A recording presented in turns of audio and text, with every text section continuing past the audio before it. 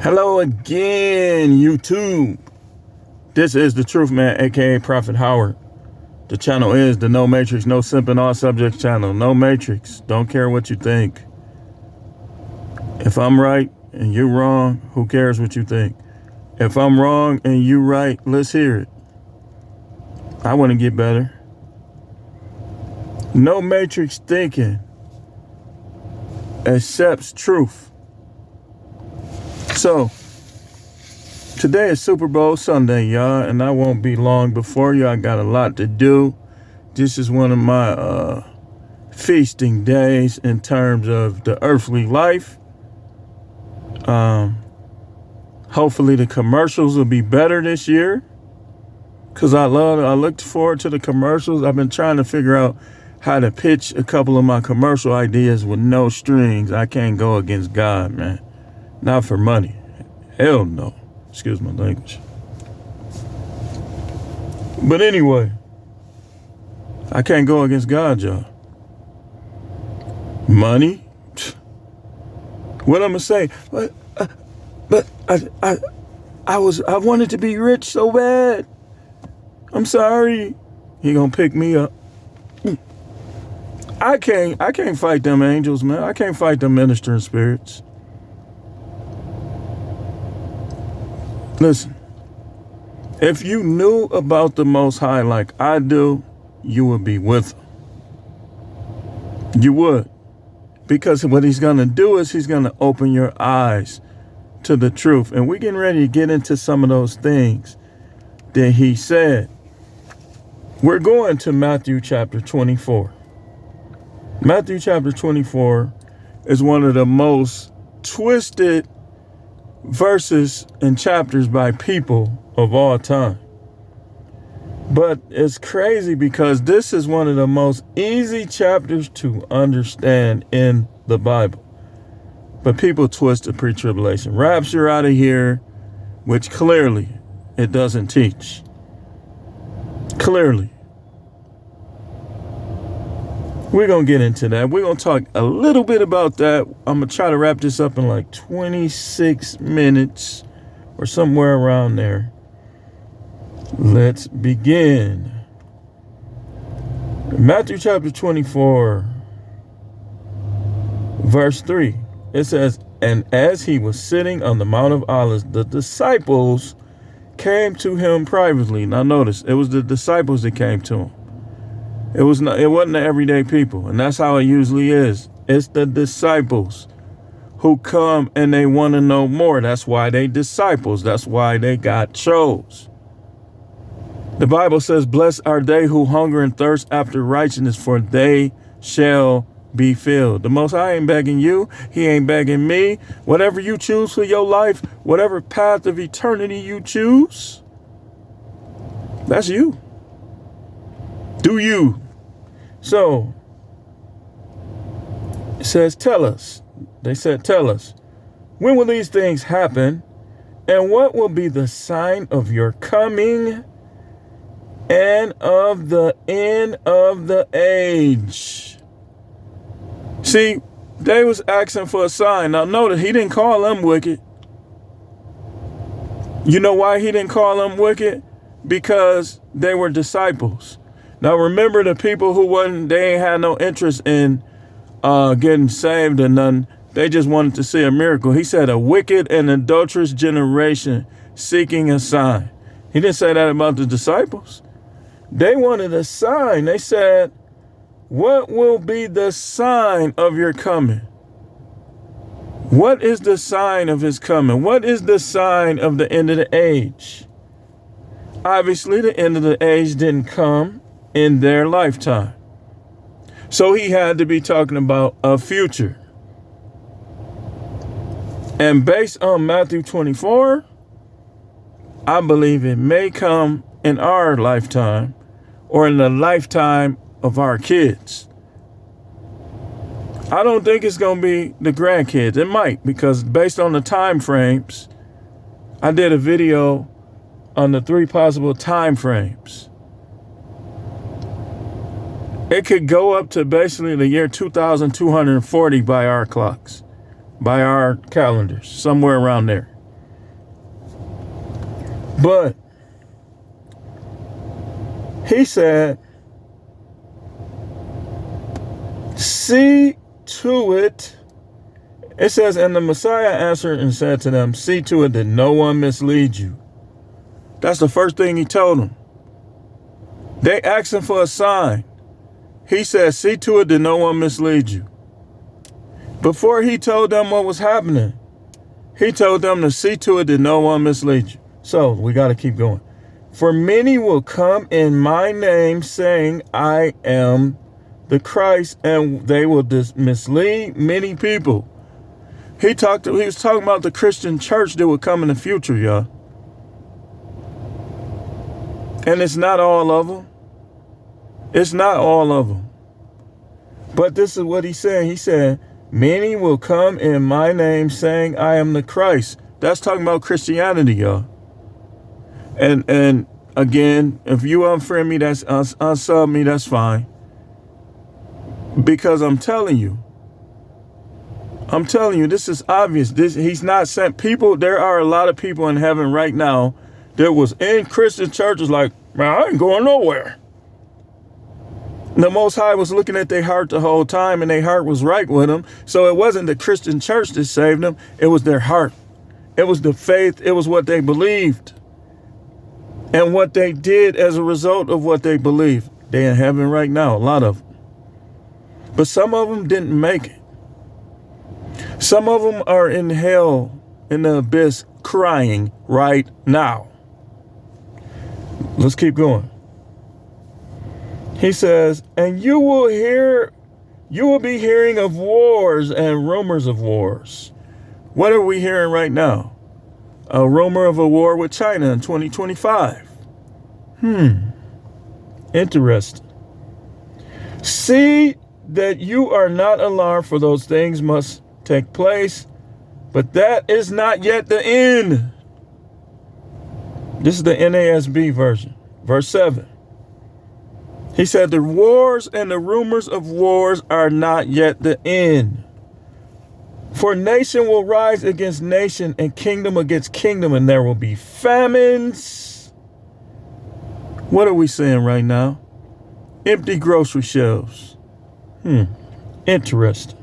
And earthquakes in various places.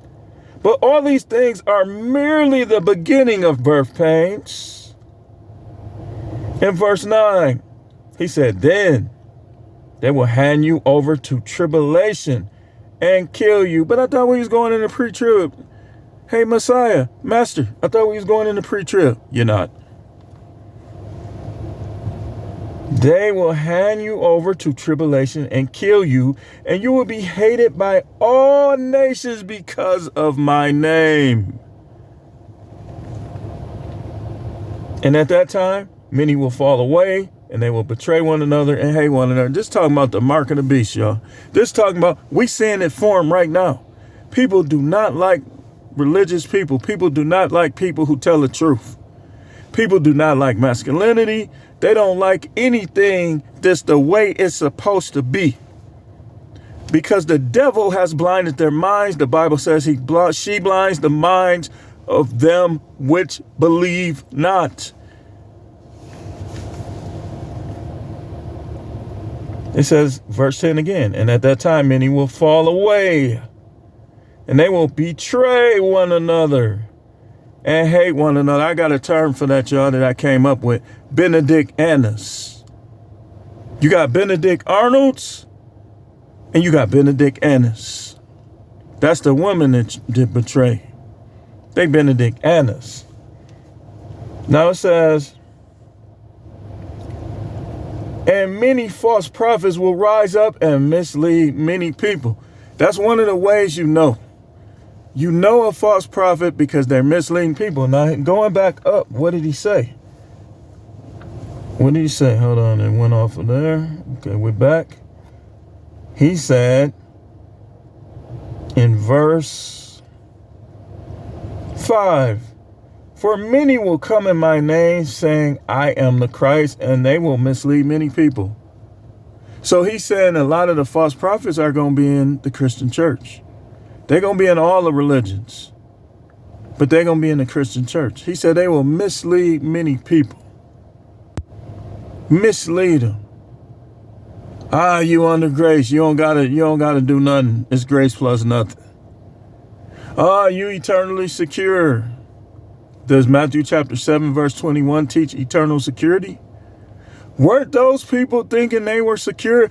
Master, didn't we do many miracles in your name? Depart from me. I never knew you. Workers of iniquity. He said, basically, sin is the breaking of the law.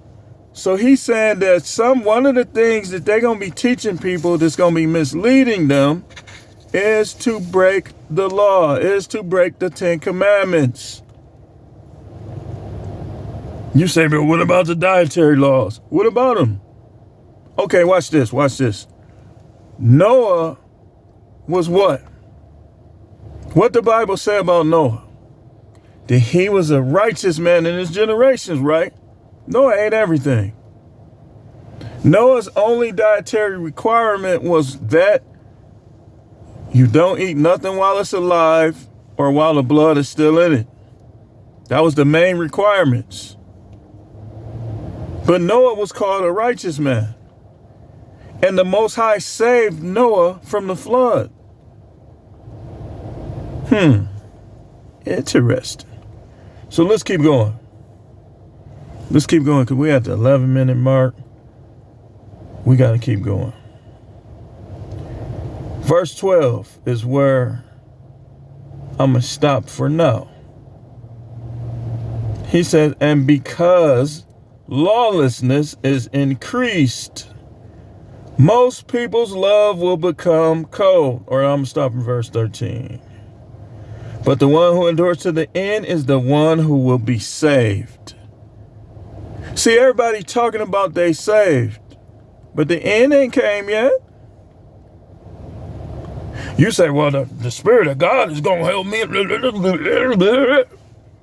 The one who endures to the end shall be saved. Now, if we were to read another verse, and this gospel of the kingdom shall be preached in the whole world as a testimony to all the nations, and then the end shall come. So he's saying they mislead many in the Christian church. But he's saying the gospel is the one who endures to the end shall be saved. And how do you know this? Because look at the commandments, how they set up. You shall have no other gods before me. He ain't going to stop you. Look at Revelation 21:7. Idolaters shall have their part in the lake of fire. The title of this sermon is, will you win your Super Bowl? See, we all in the championship because we still alive.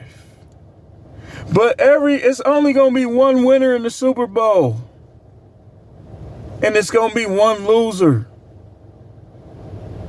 We already know the devil lost, so if you go with her against what it's saying right here, you gonna lose. You ain't gonna hold up no trophy. You ain't gonna have no crown of righteousness. You gonna lose. And some of these preachers ain't even telling you this. They're not even talking about hell. That's what he was talking about. Their word is not like a hammer that breaks the rock into pieces. Their word is not like fire shot up in the bones. Their word is the word of a government puppet. Their word is the words of somebody who might be an agent. That's what he's talking about. And I'm going to go back. I got a whole, the Most High was just throwing it in there. I had to write it down. And I want to just bring up all this stuff. Why people's love is growing cold. Let's break this down. I'm going to show you what I wrote. I'm just going to read it. Women physically cheating on their husbands. Men lying to their wives pretending to be monogamous. People not caring about each other. The devil has made people chase heaven on earth. Women get dolled up, get all dolled up for meaningless men in bars, trying to look good for them, but while they're at home, they fight their husbands. Hope he gets shot, beat up. Oh, you need to be careful what you say to me. Oh, that's how they are. This is why people love growing cold. Let's keep going. Let's keep going. And when he leaves, these women play the victim. They call him a deadbeat. The court takes his money over a woman who made her own choices to go against him and expected him to be a little punk. This is why people's love is growing cold. When he leaves, these women play the victim and end up sucking on meaningless men and getting smashed by them. Guys start fights and are like drama queens. Just like their chief, the devil, they still kill and destroy. And they think the Most High is going to say it's okay. And grab a Bible while they're in prison because after the devil chews them up and spits them out, they have nothing else to do. Families talk about their family members that have less than them. People ignore the Most High God, speak evil of those who claim him. They don't talk to or deal with the Most High for 20, 30, 40, 50, 60, 70, 80 years. But then when they finna die, they get spiritual because they don't want to go to hell. They don't want him, but they don't want to go to hell. This is why people's love is growing cold.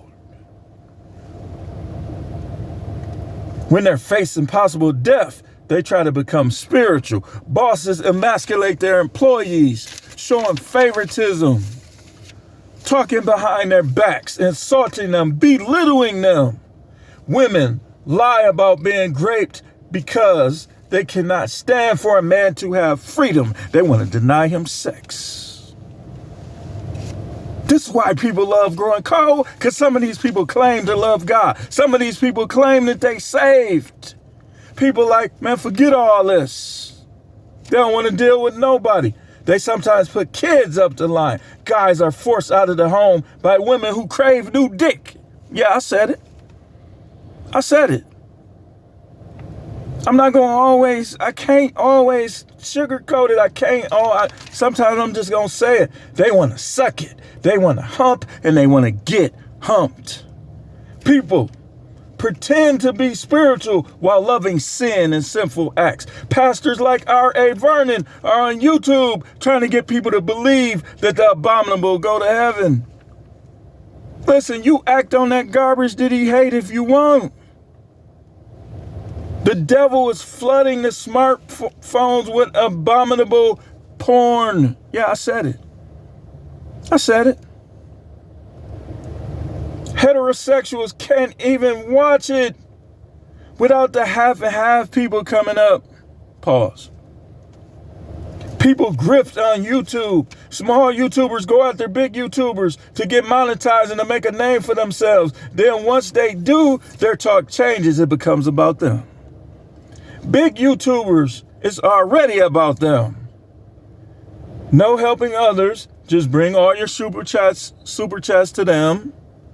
Women will paint their fingernails and their toenails but act masculine or just as masculine as men. Men are overdramatic and psychotic, don't create nothing and they hate work. These dudes' eyes be bucked like lizards, trying to look and see what you got in your wallet. I don't feel sorry for them. Stand up to them. Get your adrenaline flowing and do what you got to do to them. I don't feel sorry for them. And neither do God. They get emasculated by women. They're scared to betray these Benedict Annas, like I call them. Women use sex as leverage and as a weapon because men have no self-control and refuse to dump them. The family is a mess. The government is a mess. The church is a mess. The world is a mess. All these so-called smart people, what's going on? People in leadership make things worse instead of better. Kids listen to the song of fools, emulate them, and end up dead or in prison. They are miserable being led by miserable people, so they bully the smaller kids, the ones that might be a little awkward, might be a little shy. They bully them. You're going to give account for all of it. Less urbanized people and kids are told they are lames with no swag. The people calling people lame are narcissistic. So, listen, this is why the love of many is growing cold, y'all. This is why. So, this is how it works. If you're not like them or other evil people, you're lame. Simps and panda bears vouch for the ungodly behavior of women, making them feel comfortable. 304s vouch for the pookies and wannabe thugs, making them feel comfortable. People go to church every day in the hood and the suburbs, and they are racist and would be uncomfortable in heaven. Correctional officers and police officers are hated and sometimes are the haters. The ones that want to make a difference are ostracized by their coworkers. You get comfortable around people that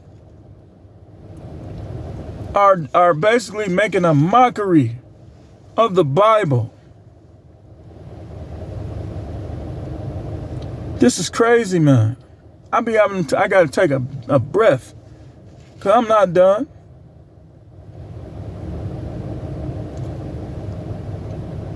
I'm not done.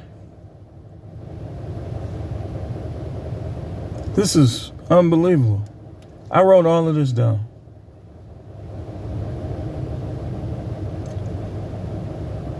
People get comfortable around people that, like I said, they blaspheme the word. Disrespect left, disrespect right, disrespect up, disrespect down. Oh, but you got to take it though. People who stand in their square and quit jobs and quit marriages, etc., are told they are too emotional. They talking behind your back saying he just was too emotional. Meanwhile, they're cheating on their wives, acting like a punk. You don't want her. You want to have sex with everybody else, but you such a coward, you can't even tell her.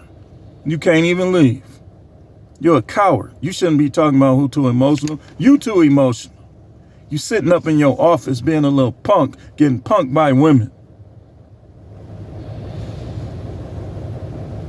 The Most High is exposing you right now. You know who you are.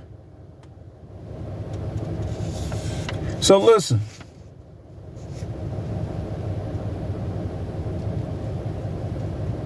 People who stand on their square, quit jobs, quit marriages, etc., are told they too emotional, as if they should embrace the disrespect.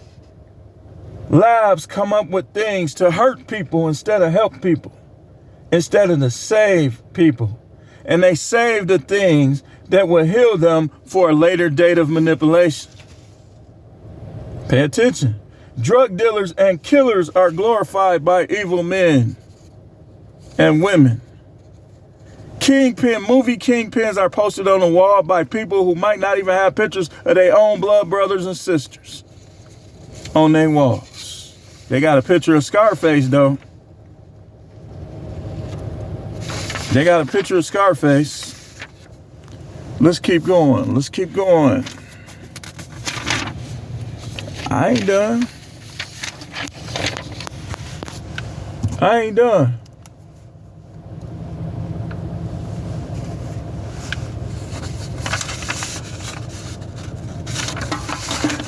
Watch this. 2 Timothy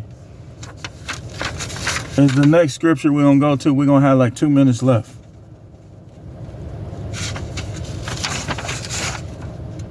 We're going to have like 2 minutes left.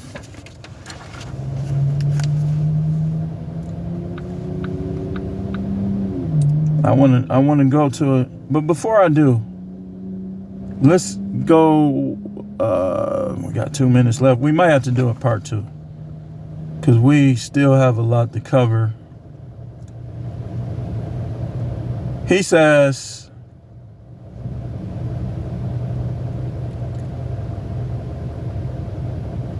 therefore, when you see the abomination of desolation, which was spoken of by Daniel the prophet, standing in the holy place, didn't happen yet, y'all. The holy place ain't even built. Let the reader understand that those that are in Judea must flee in the mount. Whoever is on the housetop must not go down and get the things out of the house.